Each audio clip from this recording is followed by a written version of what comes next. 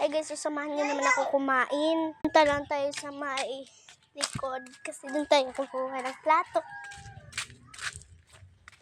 Dito tayo kukuha ng kanin.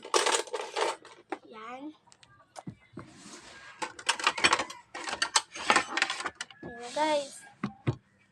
Kukuha na po tayo ng ulam. So guys,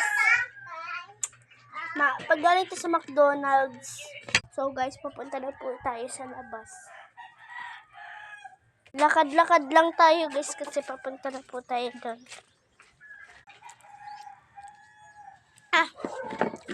Kakain po tayo guys. Kain po. Madilim-dilim pa po.